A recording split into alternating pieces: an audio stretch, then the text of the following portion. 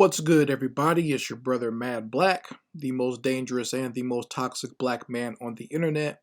And I'm black up in your face again with some more pro black commentary. So, I want to talk a little bit about a narrative that I've seen promoted over the last few years or so. And I see it pop up on different social media pages. Like, even if someone is trying to, celebrate the the love and the marriage that their grandparents had, you'll always have some very ignorant feminist or some moist beta gay male come out there and say that, the grandmother wasn't really happy and, she was oppressed by her husband and things were just all bad and terrible. There's this narrative being promoted. It comes from feminism, second wave feminism, and then like a lot of the black females that involved themselves in that movement. Not all black females, but there were some of them who involved themselves in that movement, who were like writers or who maybe were artists or whatever during that time, that promoted this idea that the black female before feminism was like this very meek and lowly housewife who was, if she wasn't being abused by her husband was most definitely out there cheating on her or out there drinking or, having kids outside of his marriage and whatnot, and just treated, this poor meek woman like trash.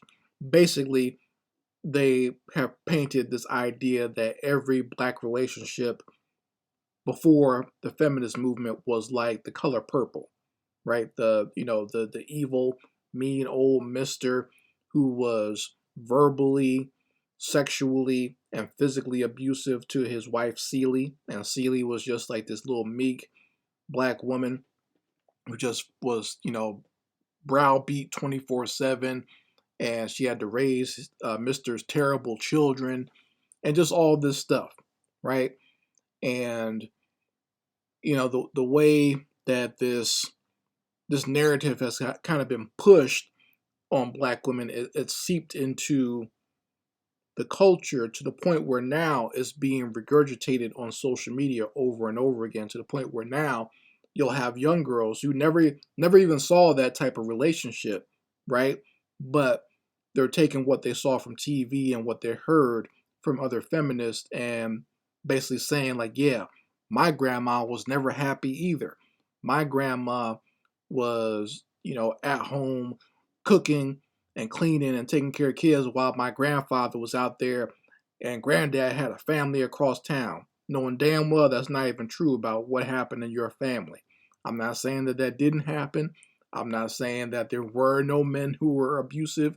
I'm not saying there were no men who stepped out on their family, but that's not everyone's situation, okay? Stop making it seem like that's all that happened pre-feminism, and feminism just saved the day somehow, right? And they always try to make it seem like, yeah, grandma, she really wasn't happy. It's just the fact that, feminism hadn't come through and she couldn't go out there and get a job and she couldn't go to school and get a degree. She couldn't make her own money. So grandma was really miserable. She was hiding it from everybody, which is more bullshit. Because the funny part of that is, and what's very ironic about that mindset is that these women will make it seem like, the grandma was not happy in whatever position she was in as, the woman of the house. But these women, they can do all these things that grandma couldn't do, and they still not happy, right?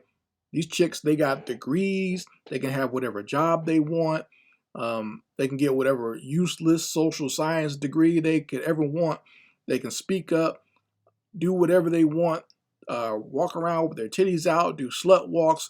They can do all this stuff, right? Have as many men as they want, do all this stuff, have as many babies as they want without any man, or go ahead and get yourself a man and have a baby or kill the baby, whatever they want. And they're still miserable. They're still out here complaining, right? 24/7, that's all you hear from any of them is complaints. But they're saying grandma wasn't happy. It looks like you're the ones that aren't happy. But there's like I said, it's a false narrative that's been put out there by second wave feminism. That's who kind of they did all the legwork. They wrote the books, the fantasy books, by the way. They wrote the articles, the pamphlets, and everything else, and put that nonsense out there. And other women took that and kind of globbed onto it, and now it's become part of the social structure where people actually think that the color purple was real, actual history. And a lot of that was just nonsense made up by Alice Walker, right? And even made more ridiculous, excuse me, by the film, because the book is not is bad enough, but the film is even more visually ridiculous, right? It's more over the top than the film itself.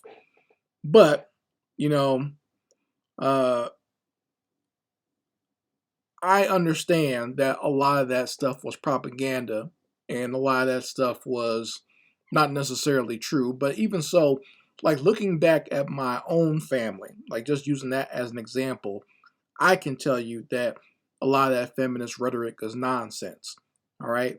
My grandfather was not out there having children on the other side of town, or uh, cheating on my grandmother or beating her up or whatever. That's all nonsense. Okay. My grandfather was a hard-working man, like most black men were at that time. All right. Not saying he just that he didn't drink or that he didn't, know how to have fun, because he did. I've seen the pictures of my granddad when, back in the day when him and my grandma were younger. He used to go out to, bars, clubs, or whatever, listen to blues music. He'd be drinking and, smoking a cigarette. And I've seen the pictures of him in his cool outfits or leaning up against the car. And guess who was sitting right next to him? Grandma, with a drink in her hand and another cigarette, right? So they did everything together. They were a perfect match. Like I've seen the pictures of when my grandparents were younger and they're hanging out at the bar or whatever, or my grandma's sitting on my grandfather's lap with a drink in hand, right? I've seen those pictures. In fact, she has my grandmother now, she's almost 100 years old. She still has a picture of her and my granddad when they were out at the bar in their, very young, dapper clothes. And that's the picture that she keeps on her mantle. Okay. So, my grandfather does not have any outside children. All right. He didn't have time for that. He was too busy working. That man worked very hard all the way up until his retirement. He lived a few years after retirement and then got really sick and passed away. All right, that exists out here. There are couples like that. And once again, we need to stop with the narratives out here. And I'm not saying this to besmirch my grandmother. I'm not trying to tear her down. Not at all. In fact, I have nothing but the utmost love and respect for my grandmother. But she was not the meek uh, woman that they make it seem like all black women were back then pre-feminism. She was not Miss Celie at all. Okay, she was actually more like Sophia from the stories I've been told. Right? So, like my grandmother was, she worked. First of all, this whole narrative that black women didn't work before feminism is absolutely ridiculous. Most black women had jobs. They worked in somebody's house, or some of them even worked maybe in factories or whatever, right? There are plenty of jobs that women were working in. Black women, there was never a time where black women didn't work. I don't know where feminism came up with that. I don't know what black feminists, why they believe that nonsense. That's all bullshit. There was never a time when black women did not work in this country, okay? But they probably work less now than they did back then. But this whole narrative that the black woman was just this meek housewife or whatever, that's nonsense. My grandmother, of all the things you can say about her, meek was not one of them. My grandmother was known as one of those people who was like the life of the party. Okay, very loud, very boisterous, not in an obnoxious way, but she was well known around town. Like everyone knew her. Uh, my mother actually met my grandmother before she met my father, and like she said, she always told us the story about like how like my mom, she was very young, she was like almost like maybe a teenager, snuck out with some of her friends, or they were at like a bar or a nightclub, and she was there and she saw this very loud, boisterous woman talking trash in the corner, right?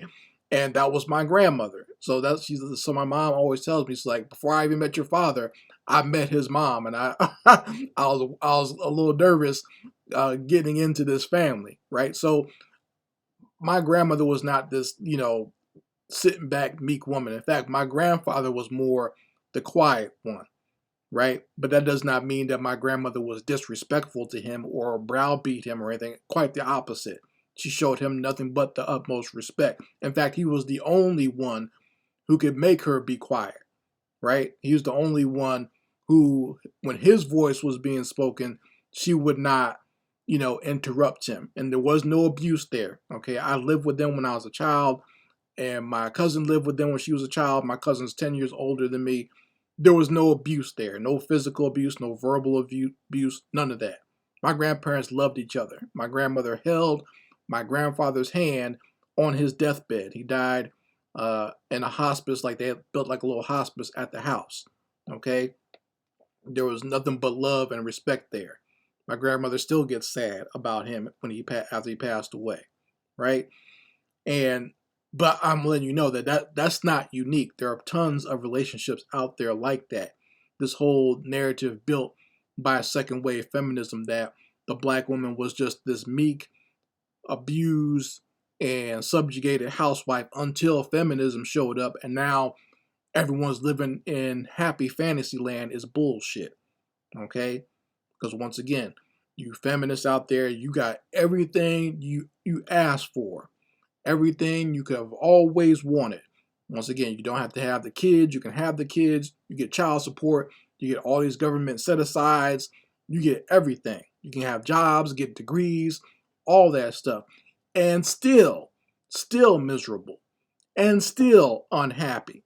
So that shows you that all that nonsense that they promised you, that wasn't where happiness truly was. You need to sit back and think and reevaluate and think about what will truly give you some fulfillment in your life and what will truly bring you happiness in life. Living the life as a pretend secondary man is not making you any happier. Okay?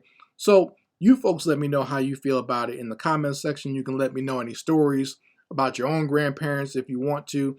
But I just know from my own experience and what I've seen in my life growing up, not just my own grandparents, but some of the older people around town that I knew, that whole feminist idea of the abusive, mean old black man and the meek and timid black female until feminism showed up is bullshit. Anyway, Mad Black, and I will be back with my foot on the devil's back.